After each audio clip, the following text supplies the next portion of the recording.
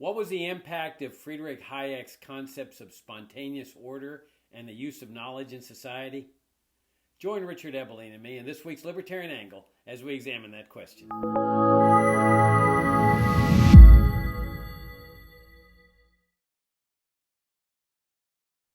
Hi, I'm Jacob Hornberger, president of the Future of Freedom Foundation, and welcome to this week's Libertarian Angle, the show that you all know brings you the principled, uncompromising case for the libertarian philosophy.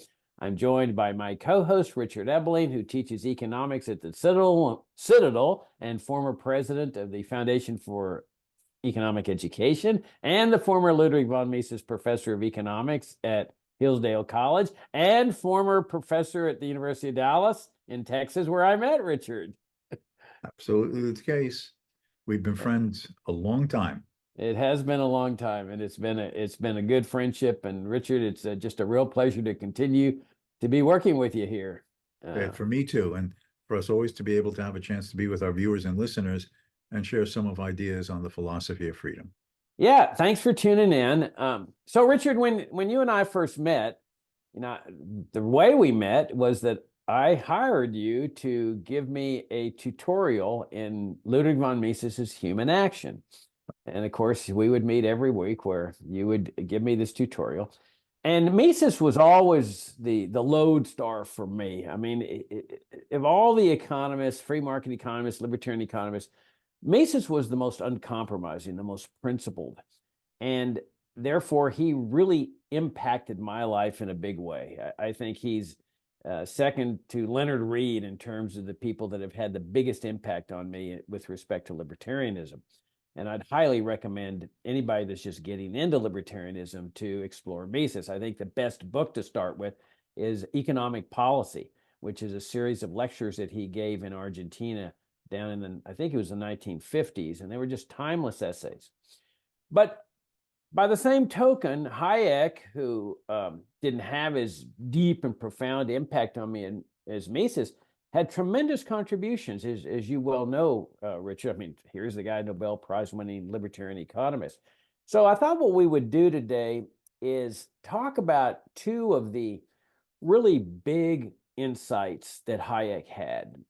He obviously had many more, but the two that really stood out for me as I was studying the whole study of Austrian economics was Hayek's concept of the spontaneous order, and then his essay on the use of knowledge in society. And those two essays are, to me, so profound, and they have such real meaning with respect to what we're going through today with the many, many crises, especially like the immigration crisis, that I thought that we ought to devote an entire show to Hayek's concepts, these two concepts by Hayek. And I'll just begin with a brief introduction, because you're the guy that's got the deeper insights into Hayek and Mises in these two perspectives. But I'll just start out with a kind of a superficial outline of the use of knowledge in society. You know, we're so accustomed to the government planning our economic affairs. You hear it often that, the president has mismanaged the economy. And it's just accepted notion that it's the government's job to manage the economy. You see this especially with respect to America's system of immigration controls. A lot of people don't realize this is a classic socialist program because it's based on the principle of central planning. You've got government officials that are planning the movements of countless people, tens of millions of people across borders.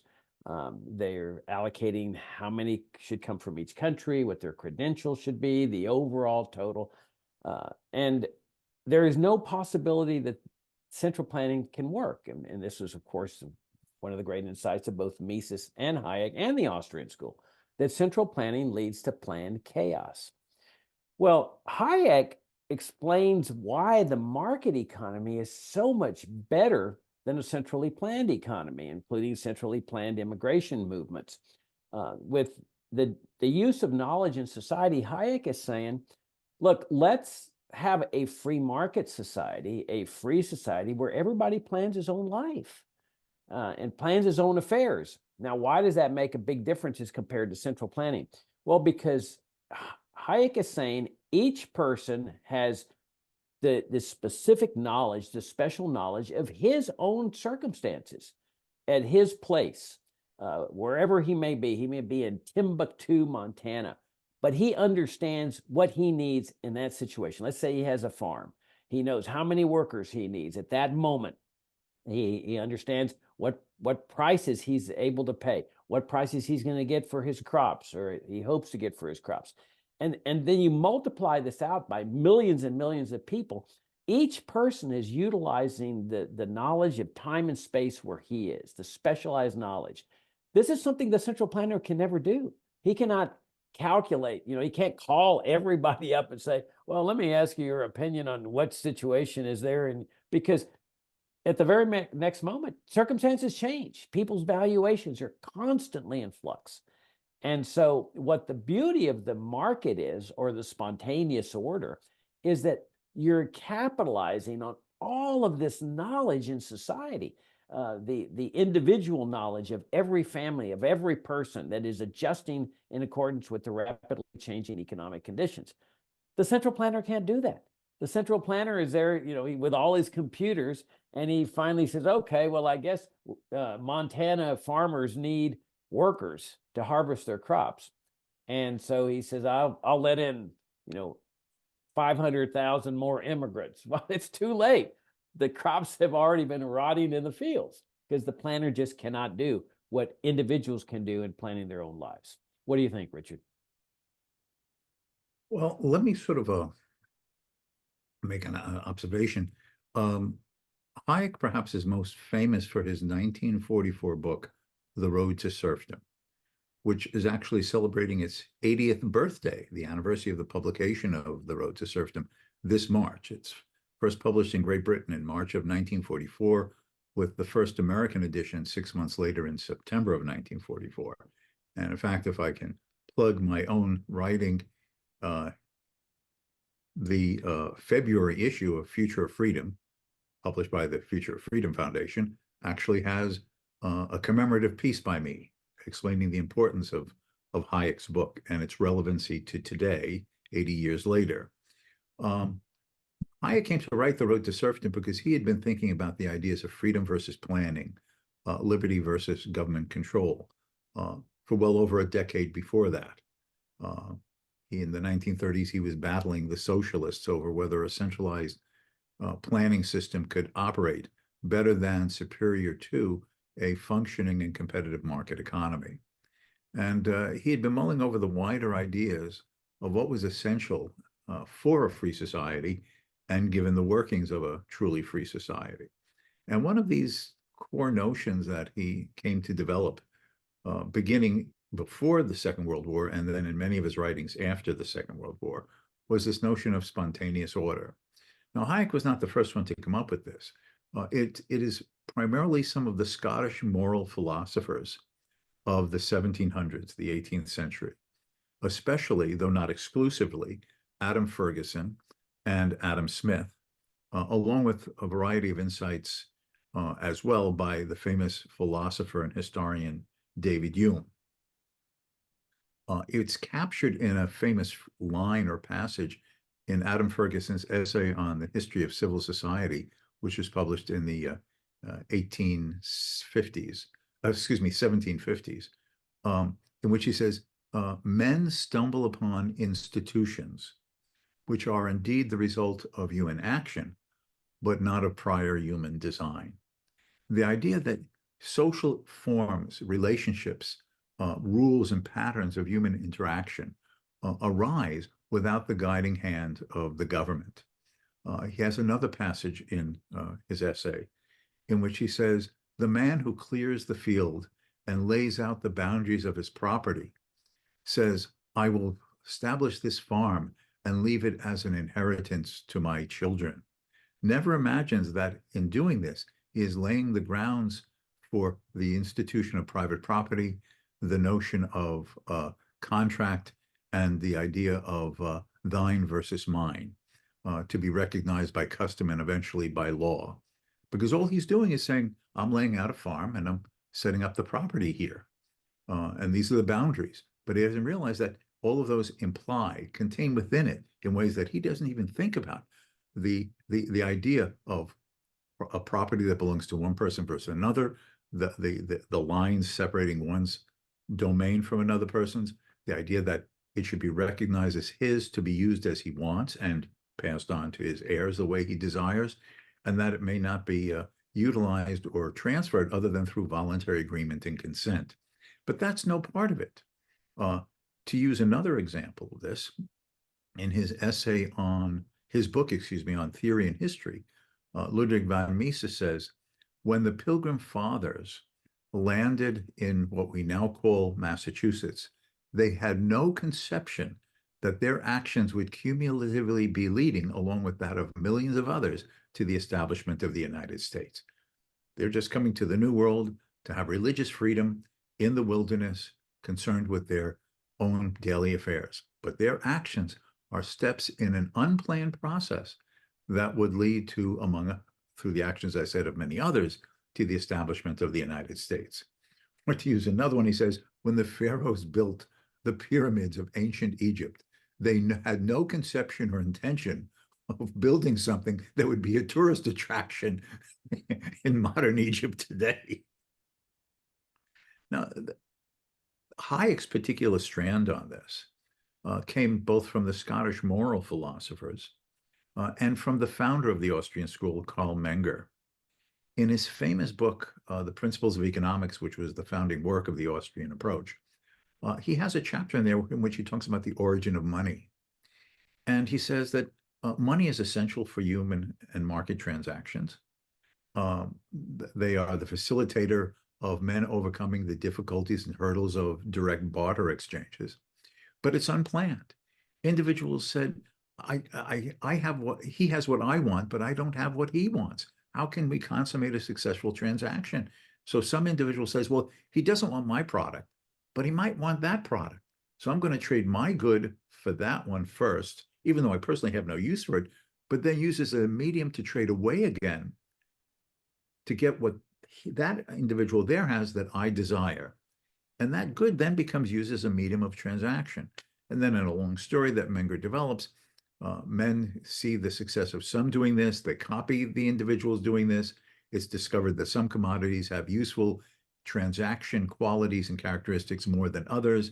And over time, decades, hundreds of years, individuals spontaneously interacting with each other and seeing the successes and what they're using and what might be useful for them end up institutionalizing by habit, custom, taken for grantedness, that certain commodities are used as money, medium of exchange. Historically, that had worked out to be gold and silver.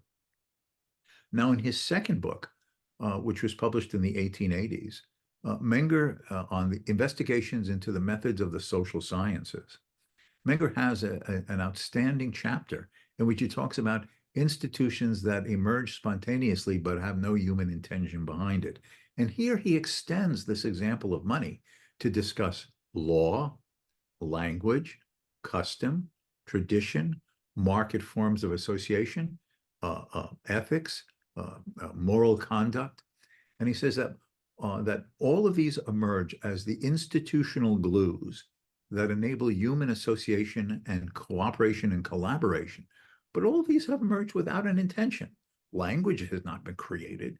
The way I tell my students, Jacob, is that imagine how did language start? Was there some wise king who said, you know, my subjects, they can't communicate with each other. I'm going to appoint a royal commission to design and create the first language.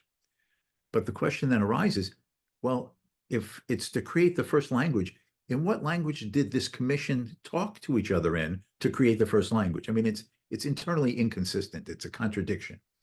Language began, as I tell my students again, imagine two cavemen. And one caveman is looking at the other who's standing below a big rock.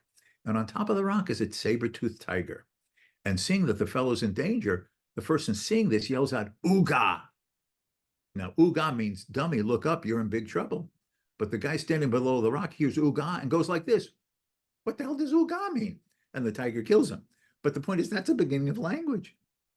Sounds that are repeated and copied by others become names, objects, subjects, verbs, adverbs.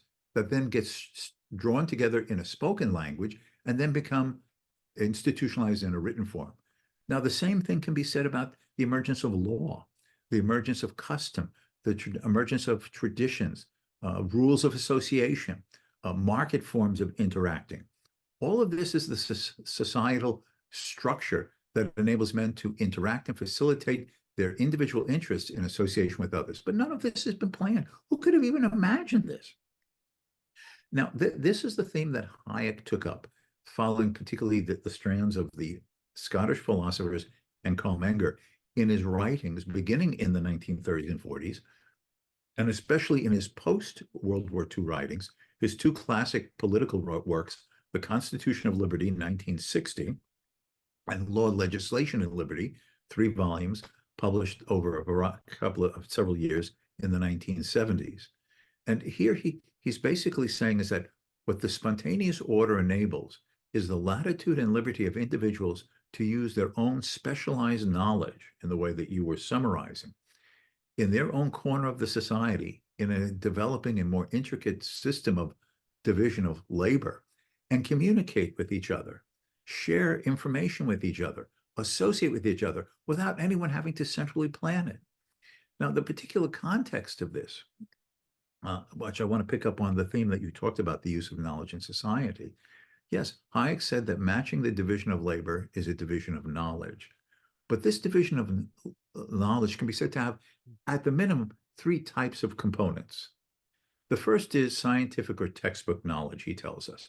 This is the kind of knowledge that my students at a place like the Citadel, a college, an institution of higher learning, are learning. You're assigned textbooks, you read articles, you have to go to the library or go online now and do research to do a term paper or class project. And this type of learned textbook knowledge is crucial. We certainly want it in a lawyer. If you have to hire a lawyer, don't you want the lawyer to know how to prepare a brief, how to present evidence in the court, how to ask questions to a witness, to make an objection? All of these things are the things that you basically learn out of the law textbooks. And the same thing with a medical doctor. If you're going to have brain surgery, you'd like the doctor to have at least read an anatomy book and learned something about neurology. But while this is all crucial, Hayek says, there are 2 other types of knowledge that are equally, if in the everyday sense, even more knowledge. One of them is what you emphasized too, the localized knowledge of time and place. This is the kind of knowledge that you don't learn from a textbook, but is only known and appreciated and known how to use working in a particular corner of society. What's going on here? How are things done? Who are the people involved? How might I do things with them and those things to achieve particular purposes in an environment in which this is changing all the time? What was the circumstances yesterday could be different today, and tomorrow will be different than today. Only the individual on the spot, sensing how things are in this part of this very big world, can have a sense of how to properly use it and effectively use it in the pursuit of his own purposes, but through the market in ways that benefit others. And then finally, Hayek talked about a 3rd type of knowledge, and that's called tacit or inarticulate knowledge, Jacob. This was actually first developed by a colleague of Hayek's, a philosopher of science and a chemist named Michael Polanyi. But Hayek then took this idea from Polanyi and sort of teased out more of it. What he meant by tacit or inarticulate knowledge, this is the knowledge of how to do things, which you've learned, but you haven't learned from a textbook. Most people know how to ride a bike. When they were a little kid, did their parent give them a little handbook saying how to ride a bike and say, now read this and go play out in the traffic? Of course not. That's not how you learn how to ride a bike.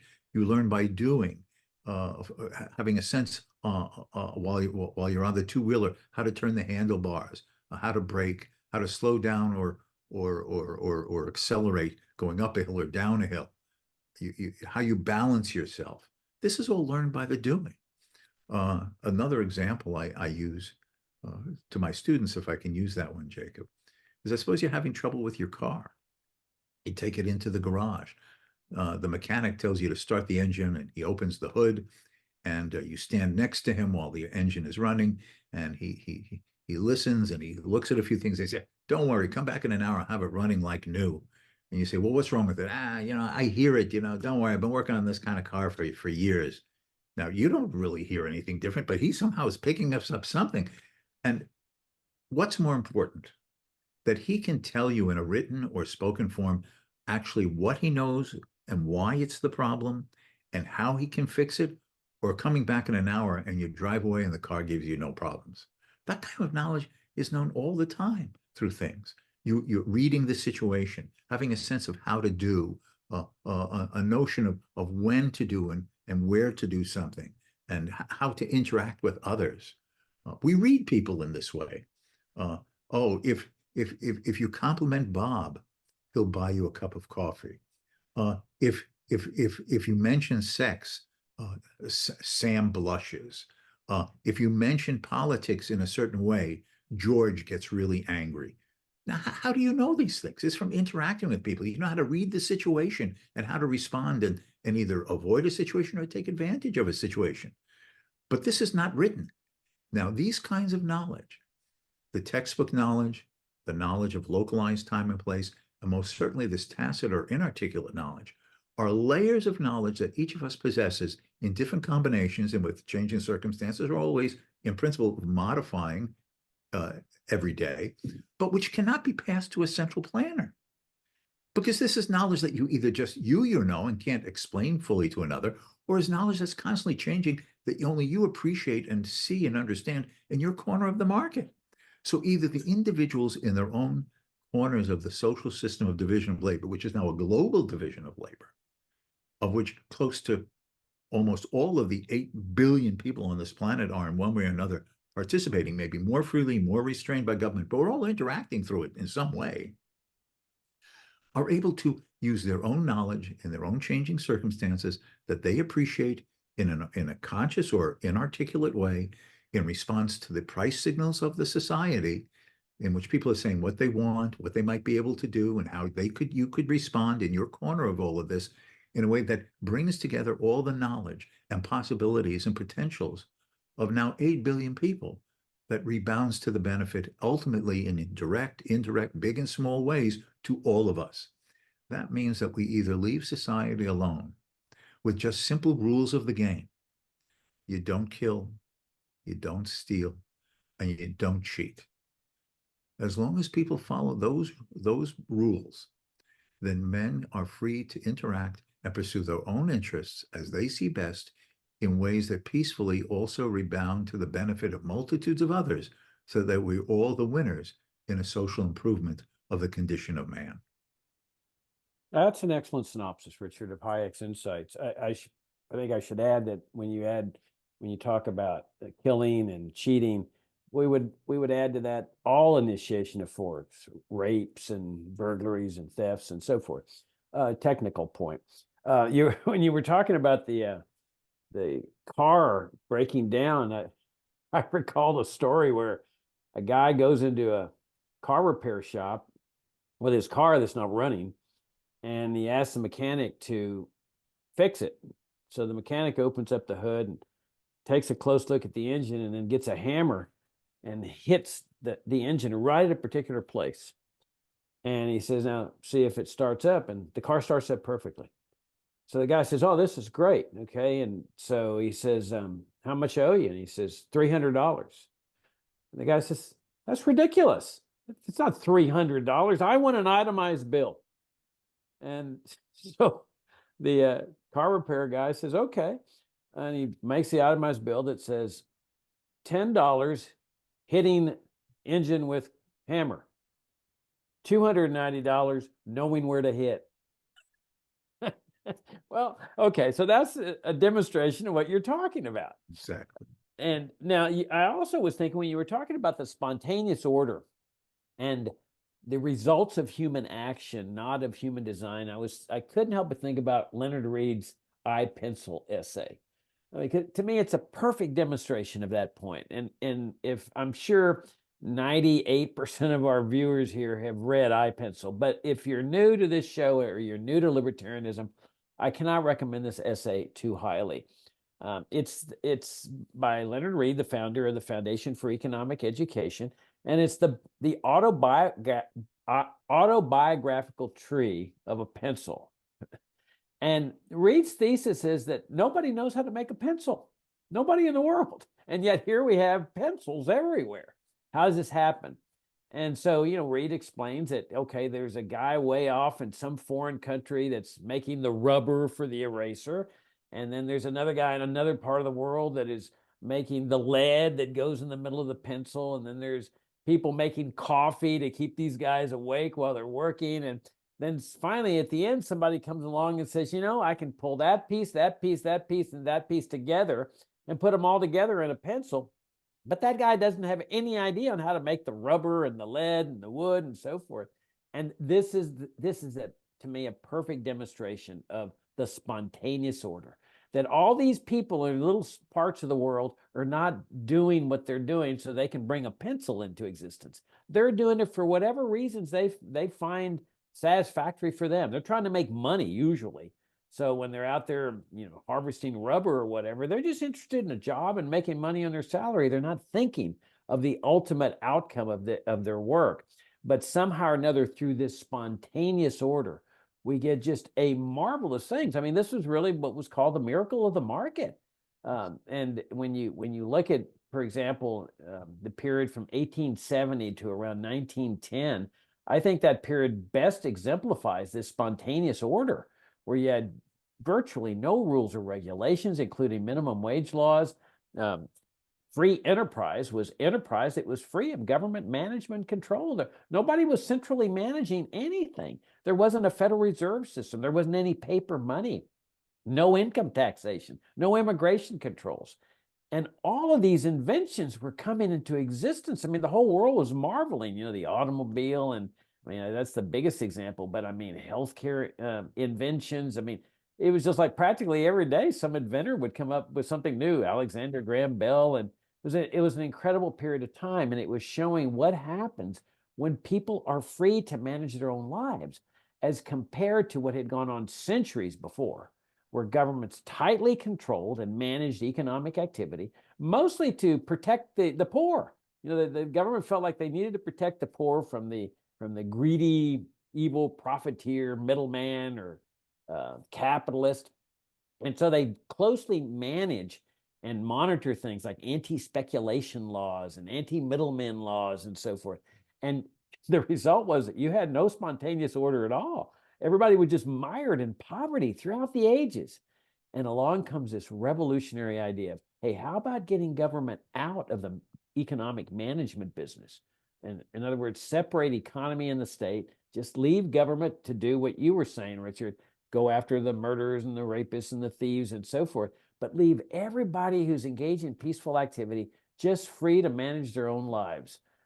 Well, it was a shocking notion. I mean, people all over the world were stunned, but the result was this miracle of the market that comes into existence through spontaneous actions of each person employing his own knowledge of time and space with respect to his circumstances, that brings into existence a type of society that no one could have conceivably planned. Yeah, the importance of the spontaneous order is also arising, as Menger understood, through this medium of exchange money that facilitates the communication of people through prices.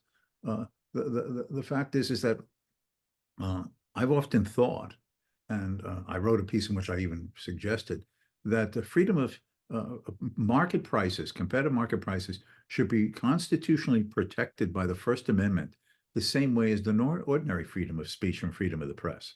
Because we understand the importance of freedom of speech and freedom of press as means by which people can freely and spontaneously communicate with each other. Who would want to anticipate how a conversation is going to evolve and develop? The whole purpose of a conversation is to hear things that you might not have heard, or versions of an argument you're not familiar with. We enter a conversation not for sure what the other person is going to say. I mean, I'm thinking of all the conversations I've had with you, Jacob, and the shock I've had when I've had to then correct all your errors. I mean, it's embarrassing. It's embarrassing. But you see the point here. Who would want to centrally plan a conversation? It would be meaningless. First of all, you'd be tied to what the conversation planner knew already and what he thought they would say, and only allow them to say the things he wanted them to say as he saw the arguments. You want people to creatively think. The interaction with other human beings is crucial because it makes you think about things and see things and imagine things and devise way of thinking about things that you otherwise wouldn't have if you weren't bouncing ideas off with another person. It can be a trivial matter or a great and profound matter, but this is how the human mind works and develops, evolves, and improves through the free association of others. Now, if we generally understand that in conversation, freedom of speech, freedom of the press, why should we not expect it through that other mode of communication? The price system that enables us to talk with each other in a shorthand mode of communication. What people want and the relative values they place upon it. What people think they could produce and provide, and the minimum opportunity cost prices at which they would find it possible or attractive to produce it and offer it to them. And the interactions of these two sides of the market through their price offers and price bids that settle through a coordinating process that brings people together on both sides of the market, but is always changing. So you require the next adaptation through the next communicative device of the price conversation. And this is what enables society to function. And when government tries to control prices or fix them, either maximum prices, minimum prices, it basically is something like this, Jacob. And I don't want you to forget the last thing I just said. It's like putting a bandana over a person's face and mouth and preventing them from talking. It smothers what is being attempted to communicate.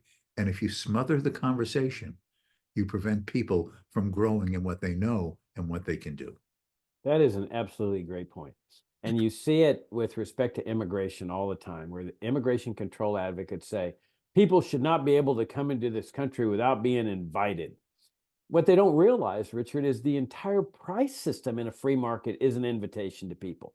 That when prices for labor on farms in the state of Oregon soars up to $50 an hour, that's an invitation. It's saying, hey, workers in Mexico and elsewhere, you make it up here, I'll cover your transportation costs and housing and pay you $50 an hour. That's an invitation, even though the guy doesn't send out an engraved invitation. Or when Disney World sets the price for admission to this gigantic, wonderful place to take your children, that's an invitation right there. Or when somebody sets the rental price of their housing at a very low level, that's an invitation.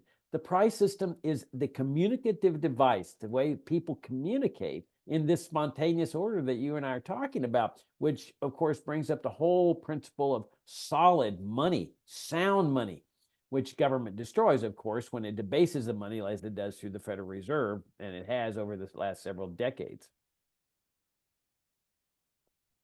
All right. This is the worst things that are going on in our society today. Because with this idea, oh, we have to have a higher minimum wage. Oh, we have to have tariffs restricting what can be sold from foreign suppliers and at what price. When the government says, oh, we have to look beyond the price system and the profit motive to assure equity and inclusiveness and saving the planet.